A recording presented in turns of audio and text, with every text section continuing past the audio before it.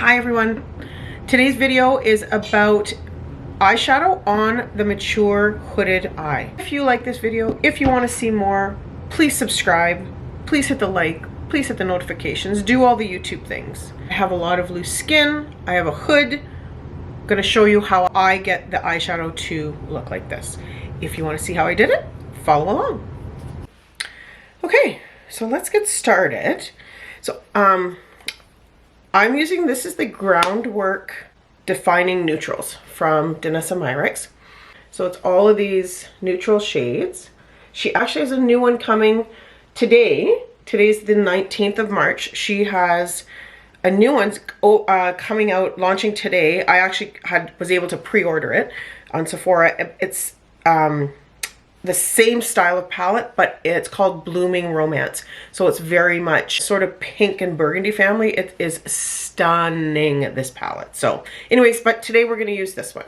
So the first thing I want to do is, for me, and I think that if you have any hint of discoloration or anything on your eyelids, if you want the true color of the eyeshadow to show through, you need to neutralize that. So for me, I'm going to go in and I'm going to just sort of take this, there's this shade here, and I'm going to, so each of the, in this palette, each of these, so the larger pan is like a pomade is what she calls it, and the smaller pan is a powder. So I'm just going to take this pomade, and I'm only using my ring finger to do this, and I'm just taking a little bit, and I'm just going to pat that into the eyelid. So do you see how quickly that happened? The difference it makes. And now I'm going to be able to see the true color of the eyeshadow. Okay, so that's that. To start, I have a large fluffy brush. See, it focuses when, there we go. So this is a large sort of fluffy brush that's tapered at the top, because we need to get into a certain spot on our eyelid. So I'm going to take a very, I call this a transition shade. So it's a lighter one. I like cool tones, so I'm going to go into the cool tone. I'm going to use a mirror to do this so I can see what I'm doing. And what I need to find is, I don't want to go into the crease here. I want to be above, so it gives the illusion of a bigger eye, right? It takes away from the hood. So my eyes are hooded, but I also have a lot of extra skin because of my age, right? So all this skin here, this is all very loose skin. So I did have a laser treatment that's called Fotana, and it's 3 treatments, and they go over your eyelids and under your eye with a laser that is meant to help your help rejuvenate the collagen.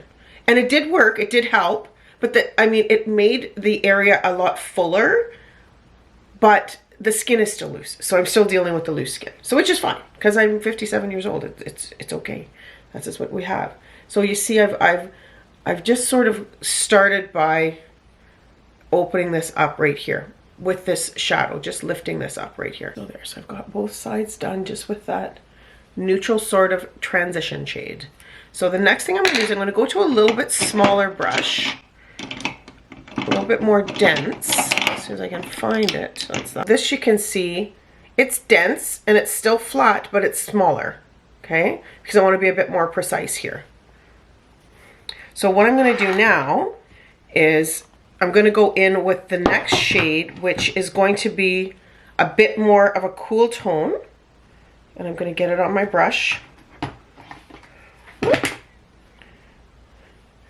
And what I need to do now is I need to find the crease.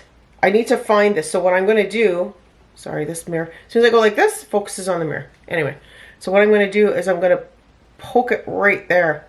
You see where I've got that? Right there. Right underneath. Because I want to push that back in space. And I need to just keep, and I'm sort of staying to the outer third, and I'm sort of just deepening that socket so that it gives your eye a bit more shape. I'm going to keep doing that and building that up until it's how I like it.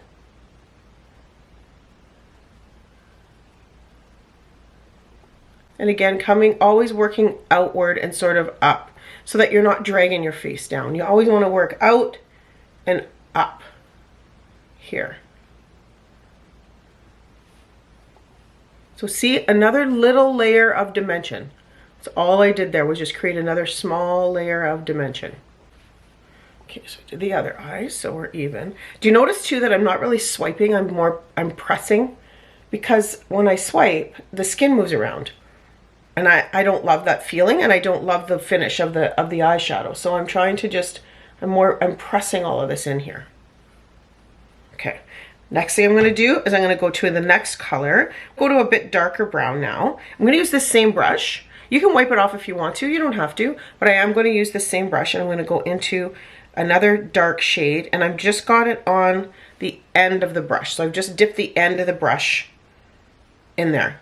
And what I'm going to do now is I'm going to take this shade a bit further down onto my mobile lid. And the mobile lid is what moves when you open and close your eye. When you hear that term, some people, we hear these terms all the time and not really understand, like, what does that mean? What's a mobile lid? What's all the things? So that's what, if you didn't know, well, good. But if you didn't know, the mobile lid is the part that moves when you open and close your eye. So I'm just sort of blending that into the shade above so that we get a nice, and again, taking it out. Do you notice that I'm not doing anything in the inner part of the eye? Because if and I'll show you why, but I'm trying to keep the dark color away from there. And I'm blending this. In this shade, I'm actually going to take a little bit more under the eye.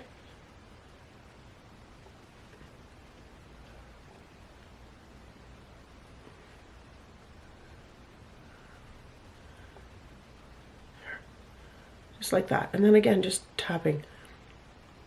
Now, I want you to bear in mind that the product that I'm using is basically a cream shadow. It's not like a powder shadow, but the technique is the same. This part, like right in here, needs to be pushed back in space, and then everything else will comes forward. So it gives you the illusion of more eyelid space. I hope that makes sense. And again, I have a lot of real estate, so I'm just getting this color out here like that. Now in this palette there's a shade, one of these pomades that has a bit of shimmer to it. So I'm going to take my big fluffy brush and I'm going to get a little bit of that shade, and it's just a little bit, and I'm just going to go over the parts that are a little bit the darker parts, because it has just like the slightest touch of shimmer.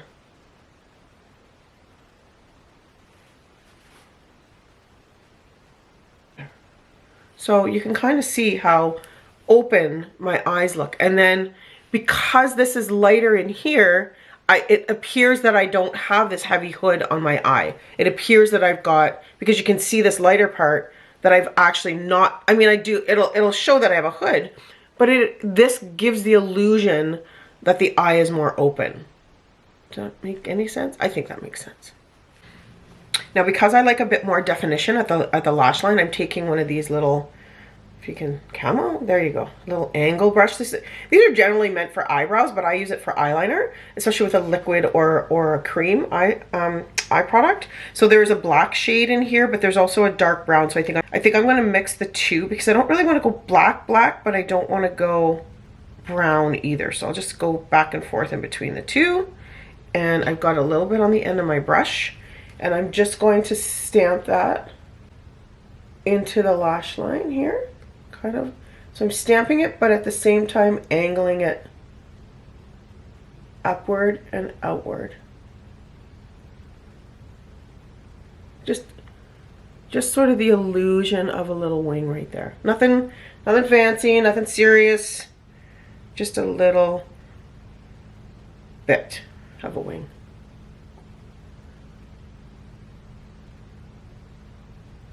This is the easiest way I find to do a wing is either with a powder.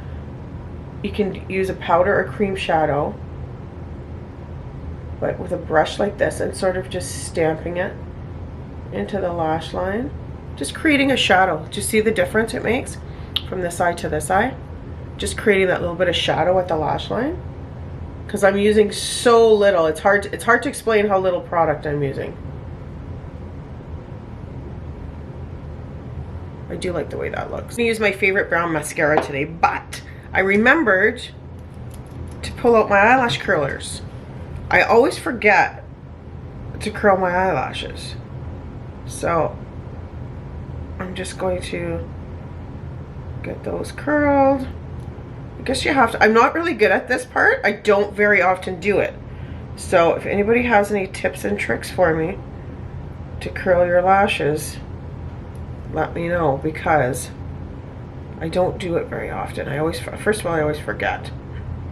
So there, I got my lashes curled. So this is my favorite brown mascara. This is from the brand called Too Faced, and it's called Better Than Sex mascara, and it's chocolate. And I mean, better than sex? Subjective, right?